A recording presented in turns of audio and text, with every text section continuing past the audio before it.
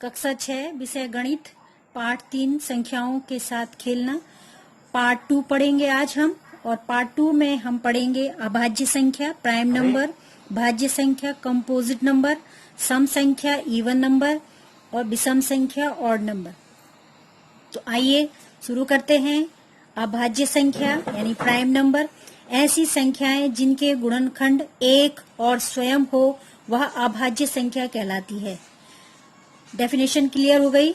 ऐसी संख्याएं जिनके गुणनफल एक और स्वयं हो वह संख्याएं अभाज्य संख्याएं कहलाती हैं। जैसे आपको उदाहरण से क्लियर हो जाएगा, यहाँ पर मैंने लिखा हुआ है 2, और अगर आप 2 के फैक्टर्स करेंगे यानी गुणनखंड करेंगे तो गुणनखंड किसे कहते हैं कि जिस संख्या का पूरा पूरा भाग इसमें जाए। तो 2 में पूरा पूरा भाग किसका जाता है? 1 का, और स्वयं 2 का। तो इसके गुणनखंड कितने हैं यानी इसके फैक्टर्स कितने हो गए? 1 और स्वयं 2। इसी तरह से 3 है तो 3 के फैक्टर्स हैं 1 और स्वयं संख्या 3। इसी तरह से 11 लेंगे तो 11 का जो फैक्टर्स आएंगे वो आएंगे 1 और 11, और 7 के फैक्टर्स अगर आप देखेंगे यानी गुणनखंड तो आएगा 1 और 7। तो आप देख रहे हैं इन संख्या ऐसी बहुत सारी संख्याएं हो सकती हैं जिनके गुणनखंड या तो 1 होंगे और जो संख्या है वही स्वयं उसका गुणनखंड होगा। तो ऐसी संख्याओं को हम कहते हैं अभाज्य संख्या यानी कि प्राइम नंबर। अब आ जाइए, अब हम पढ़ते हैं भाज्य संख्या कंपोजिट नंबर। तो कंपोजिट नंबर किसे कहेंगे कि ऐसी संख्याएं जिनके 2 से अधिक गुणनखंड होते हैं वो भाज्य संख्याएं कहलाती हैं, यानी जिनके फैक्टर्स जो है 2 से अधिक होंगे। तो हम एग्जाम्पल लेके चलते हैं। तो यहाँ पर मैंने लिखा हुआ है 4, और 4 के फैक्टर्स अगर हम देखें यानी कि उसके गुणनखंड देखेंगे तो ये आ रहा है यहाँ पे 1 तो आएगा ही और स्वयं 4 आएगा ही। इसके अलावा आप देख रहे हैं 2 का भी इसमें पूरा पूरा भाग जाता है, तो इसके जो फैक्टर्स हो जाएंगे 1, 2 और 4। तो आप देख रहे हैं इसके 3 फैक्टर्स हैं। इसी तरह से हम संख्या ले लेते हैं 6 के फैक्टर्स देखेंगे हम 1, 2 यानी 2 भी होगा, 3, 6। तो आप देख रहे हैं इसके 6 फैक्टर्स हैं। इसी तरह से अगर हम 12 लेते हैं तो 12 के फैक्टर्स आएंगे 1, 2, 3, 4, 6 और 12। तो यहाँ पर आप देख रहे हैं इसके 6 फैक्टर्स आ रहे हैं, इसके 4 फैक्टर्स आ रहे हैं, 2 से क्या आ रहे हैं? ज्यादा आ रहे हैं। तो जिन संख्याओं के जो गुणनखंड है यानी फैक्टर्स 2 से अधिक होते हैं उन्हें हम क्या कहेंगे? भाज्य संख्याएं। आइए अब हम पढ़ते हैं सम संख्या। ये तो बहुत ही इजी है। सम संख्या यानी इवन नंबर जिन संख्याओं में 2 का पूरा पूरा भाग चला जाता है वह क्या संख्याएं क्या कहलाती हैं? सम संख्या कहलाती हैं। अब हम ये भी कह सकते हैं जो 2 के गुणज होते हैं यानी कि 2 के पहाड़े में जो संख्याएं आती हैं उन्हें हम क्या कहते हैं? सम संख्याएं कहते हैं। या आप जो डेफिनेशन ऊपर वाली से जो इजी लग रही है कि जिन संख्याओं में 2 का पूरा पूरा भाग चला जाता है उन्हें हम सम संख्याएं कहते हैं। तो यहाँ पर मैंने जैसे लिखा हुआ है 2, 4, 8, 12, 14, 16, 18। ठीक है, आ जाइए, अब आ जाओ विषम संख्या। तो विषम संख्या किसे कहेंगे कि जिन संख्याओं में 2 का भाग नहीं जाता उन संख्याओं को हम विषम संख्या कहते हैं यानी ऑड नंबर कहते हैं। जैसे उदाहरण के लिए आपके पास हो गया 1, 3, 5, 7, 9, 11। इस तरह से आगे ये संख्याएं हो सकती हैं जिनमें 2 का भाग नहीं जाता है। वो कौन सी संख्याएं कहलाती हैं? आपकी विषम संख्या कहलाती हैं। आइए अब पार्ट 3 का ही हम संख्याओं के साथ खेलने का पार्ट 3 पढ़ेंगे, और पार्ट 3 हमारा है विभाज्यता। तो आज हम विभाज्यता के बारे में आपको बताएंगे।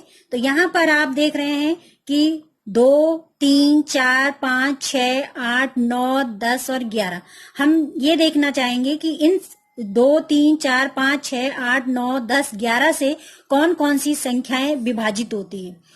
तो जनरली हम क्या करते हैं कि हम किसी संख्या को अगर हम कहेंगे कि इसमें 2 का भाग जा रहा है कि नहीं तो हम उसको करते हैं, लेकिन हमारे पास कुछ नियम है। तो उस नियम के आधार पर भी हम ये बता सकते हैं कि इन संख्याओं में 2 का, 4 का, 5 का, 8 का, 10 का या 11 का भाग जा सकता है या नहीं। तो आइए हम उन्हीं नियमों को पढ़ते हैं। तो सबसे पहले जो नियम है वो है हमारे पास कि जिन संख्याओं के इकाई के स्थान पर अंक 0 हो वह 10 से विभाजित होती है। जैसे मैंने यहाँ पर उदाहरण लिखा है, इकाई भी लिखी है, सैकड़े के अंक भी लिखे हैं और हजार के अंक भी लिखे हैं। तो आप देख रहे हैं जैसे यहाँ पर मैंने लिखा है 20, 20। तो आप देख रहे हो बच्चों कि इसके इकाई अंक आपको मालूम है, ये है इसका इकाई और ये है आपका दहाई अंक। ठीक है, ये है आपका इकाई अंक और ये है आपका दहाई अंक। तो आप देख रहे हैं इकाई पर यहाँ पर क्या है, शून्य। इकाई में शून्य दिखाई दे रहा है, इकाई में शून्य, इकाई में शून्य। तो जिन संख्याओं के इकाई के स्थान पर शून्य हो वह 10 से विभाजित होती है। तो आप देख के बोल सकते हो, अगर मैंने लिखा है यहाँ पे 7010, तो आपको मैं कहूंगी क्या इसमें 10 का भाग जाएगा? तो आप कहोगे हाँ। क्यों? क्योंकि इसके इकाई स्थान पर क्या लगा हुआ है, शून्य लगा हुआ है, तो इसमें 10 का भाग जाएगा। ठीक है, आ जाइए अब दूसरा पढ़ते हैं। जिन संख्याओं के इकाई के स्थान पर अंक शून्य या 5 हो ऐसी संख्याएं 5 से विभाज्य हैं। अब देखिए आपके पास यहाँ पर लिखा है मैंने 15, 105, 215, 3500। तो आप देख रहे होंगे इकाई, ये है इकाई और ये है आपका दहाई का अंक। अगर इस संख्या को देखें तो इसमें इकाई, दहाई, सैकड़ा और हजार। लेकिन हमने इसमें सिर्फ किस पर ध्यान रखना है, इकाई अंक पर ध्यान रखेंगे। तो इकाई में आप देख रहे हैं यहाँ पर है 5 और शून्य आपको दिखाई दे रहा है इकाई स्थान पर। ये देखिए 5 इकाई स्थान पर 5, इकाई स्थान पर 5। तो ये संख्याएं किससे विभाजित होंगी? 5 से विभाज्य होंगी। आ जाइए तीसरा, किसी संख्या के स्थान, यानी कि तीसरा नियम पढ़ रहे हैं हम। किसी संख्या के इकाई के स्थान पर अंक 0, 2, 4, 6, 8 हो तो ऐसी संख्याएं 2 से विभाज्य होती हैं। दोबारा पढ़ रही हूं, किसी संख्या के इकाई के स्थान पर, ध्यान फोकस करेंगे आप इकाई पर। तो इकाई के स्थान पर अंक कौन कौन सा होना चाहिए? 0, 2, 4, 6, 8। तो ऐसी संख्याएं किससे विभाजित हो जाएंगे? आपकी 2 से। तो आप इकाई का स्थान देख सकते हैं यहाँ पर। तो इकाई में आप देख रहे हैं यहाँ पर 2, तो यानी 2 से ये क्या होगी? विभाजित होगी। इसी तरह से 432 में आपने इकाई पर ध्यान देना है। तो इकाई पर यहाँ पर 2 है, तो ये किससे विभाजित होगी? 2 से विभाजित होगी। इसी तरह से इस पर नजर डालेंगे तो ये लिखा हुआ है 2410। तो इसका इकाई कितना है? 0। तो इसमें भी 2 का पूरा पूरा भाग जाएगा। तो इसमें भी 2 का पूरा पूरा भाग जाएगा, क्योंकि इसके इकाई में भी क्या है? 4।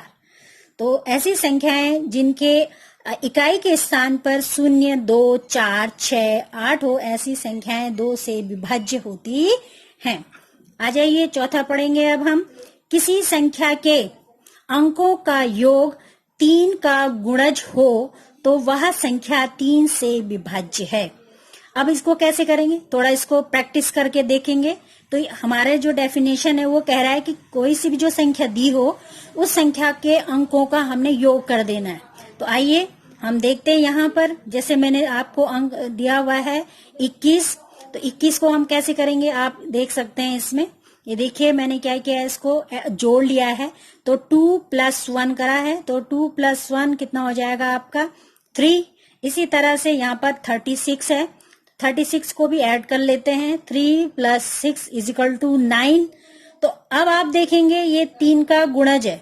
3 का गुणज मैंने 3 के पहाड़े में जो जो संख्याएं आती हैं, तो यहाँ पर मैंने लिखा हुआ है 3 के गुणज लिखे हुए हैं। 3, 6, 9, 12, 15। इस तरह से 3 के गुणज आप लिख सकते हैं। अब आपने देखना है, जैसे मैंने ऊपर वाली संख्या थी 21, तो 21 को जोड़ा था 2 + 1 करके, तो यहाँ पर कितना आया था? 3। तो आप देख रहे हैं ये 3 का गुणज है, तो इसमें 3 का भाग जाएगा। इसी तरह से 36 है, तो 36 को भी मैंने जोड़ लिया है। 3 + 6, तो ये आ गया आपका 9। तो 9 में 3 के गुणज में आता है, तो इसमें 3 का भाग जाएगा। तो इसी तरह से आप अन्य भी कर सकते हैं। प्रैक्टिस करना बहुत जरूरी है। इसी तरह से अब अगला आ जाइए। किसी संख्या के अंकों का योग 9 से विभाज्य हो तो वह संख्या भी 9 से विभाज्य होती है। ठीक है, अब आप करके देखेंगे। किसी संख्या के अंकों का योग। आपने क्या करना है, अंकों का क्या करना है, इस पे थोड़ा ध्यान देंगे आप, अंकों का योग। ठीक है, अब हम क्या कर लेते हैं, अंकों का योग कर ले। जैसे यहाँ पर एक संख्या मैंने आपको दे रखी है, ये 3 से अधिक संख्या है, इकाई, दाई, सैकड़ा, हजार, यानी कि 5283। तो इसमें अगर हम कहेंगे कि 9 का भाग जाएगा या नहीं, तो इसके लिए आप क्या करेंगे, आपके पास नियम क्या है कि इन संख्याओं के अंकों को आप क्या करेंगे, पहले जोड़ लेते हैं। तो हम जोड़ लेते हैं। तो मैंने लिख लिया है यहाँ पे 5 + 2 + 8 + 3। तो यहाँ पर आप इसको अगर जोड़ेंगे तो यहाँ पर आ रहा है 18, और 18 में आपने चेक करना है कि 9 का भाग जा रहा है कि नहीं। तो 9 दूनी 18, यानी कि इसमें 9 का भाग, इसमें 9 का भाग, तो 9 दूनी 18। तो यानी कि इस 18 में 9 का भाग जा रहा है, तो इसका मतलब इस वाली संख्या में भी 9 का भाग जाएगा। ठीक है, ये नियम है। इसी तरह से इसे देखेंगे हम 4608। अब इसे भी हमने क्या करना है, पहले इन अंकों को क्या करेंगे, जोड़ लेंगे बच्चों। तो ये हो जाएगा 4 + 6 + 0 + 8। तो इसको जोड़ेंगे तो यहां पर हो गया आपका 18, और 18 में किसका भाग देंगे आप, 9 का। तो ये 9 का भाग आराम से चला जाएगा, 9 दूनी 18। तो इस संख्या में 9 का भाग जाएगा। ठीक है बच्चों, अगला नियम है कि कोई संख्या अगर 2 और 3 से विभाज्य है तो वह संख्या 6 से भी विभाज्य होती है।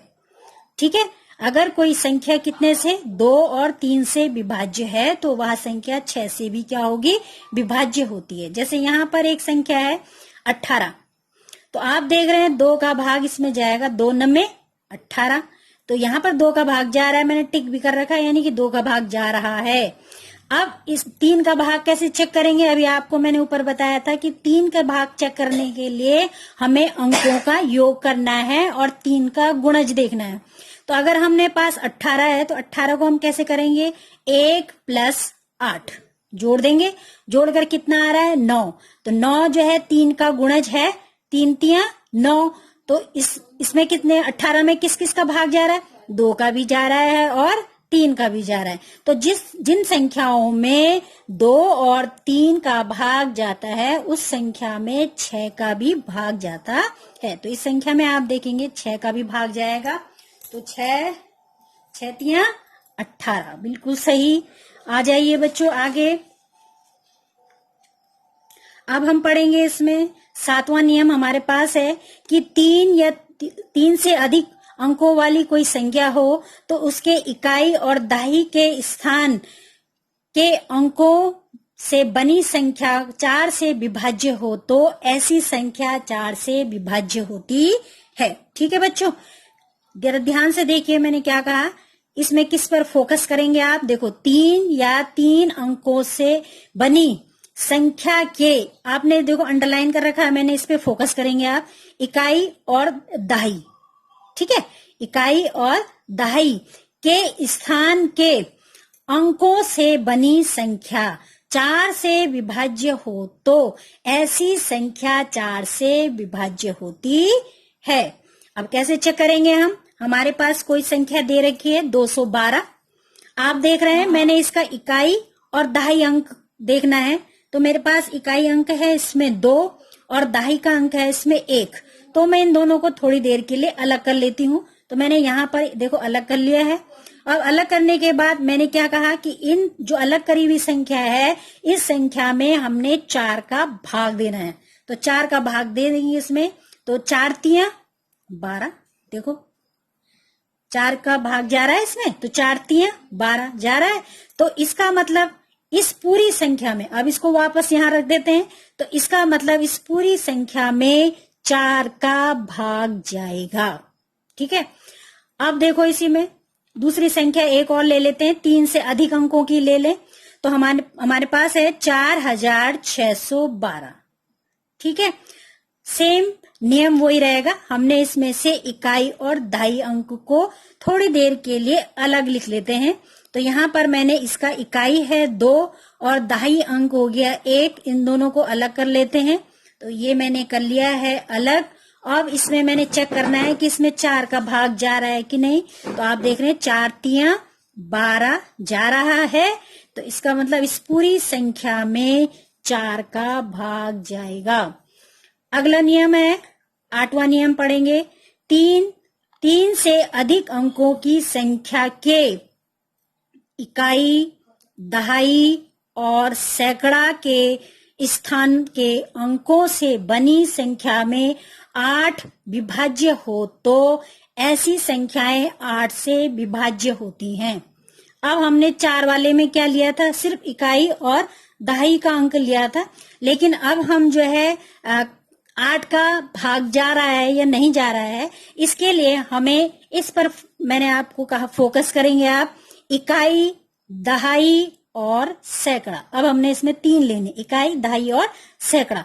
इन अंकों को आप लेंगे और उनमें चेक करेंगे कि 8 का भाग जा रहा है या नहीं। अगर जा रहा है तो पूरी संख्या में 8 का भाग जाएगा। ठीक है बच्चों।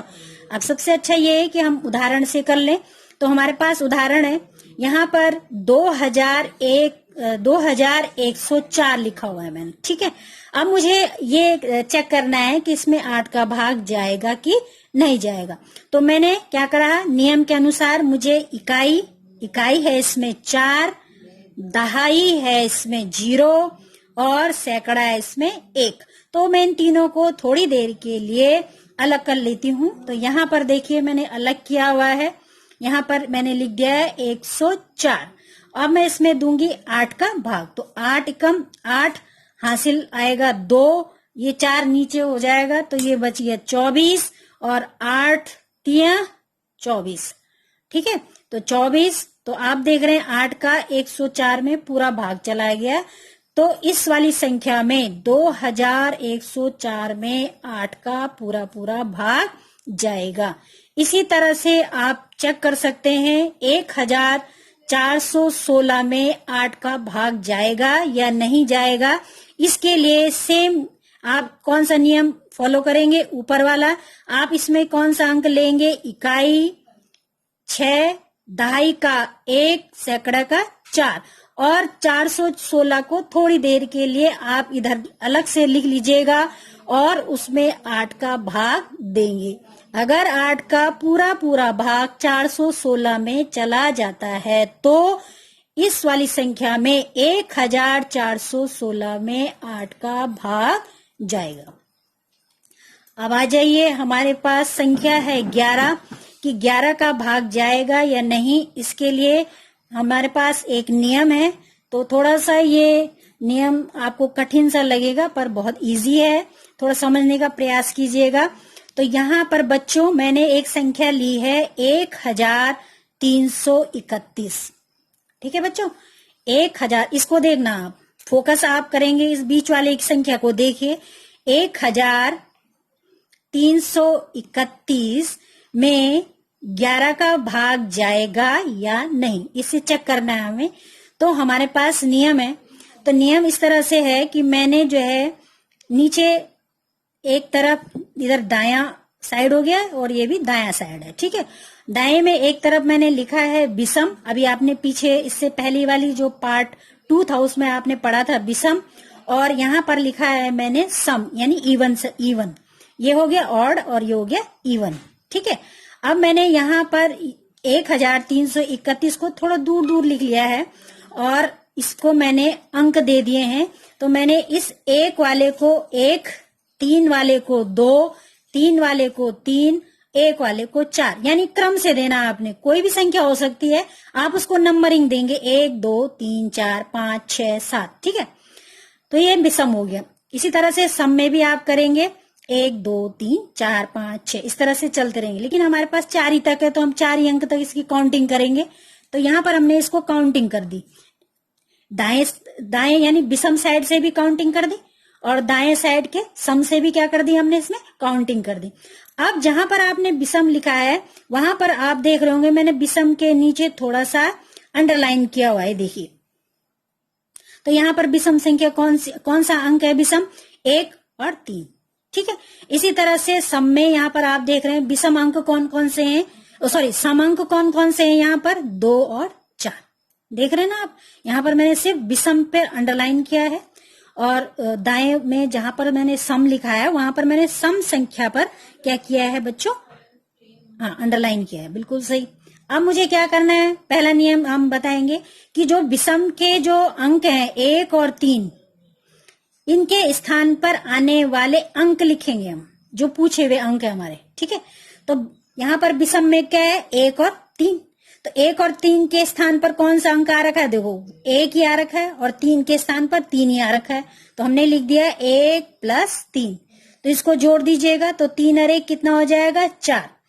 अब इसी तरह से सेम नियम हम करेंगे सम की तरफ। सम में हमारे पास कौन है, 2 और 4, तो 2 और 4 के स्थान पर आने वाले अंक तो कौन से हैं, देखो 3 और 1, तो हमने यहां पर लिख लिया है 3 + 1, तो जोड़ेंगे तो कितना हो जाएगा, 4, ठीक है। अब जो ये जोड़े हुए अंक आए हैं इनको हम क्या कर देंगे, घटा देंगे, तो हमने यहाँ पे देखो 4 - 4 कर दिए, तो कितना आ गया, 0।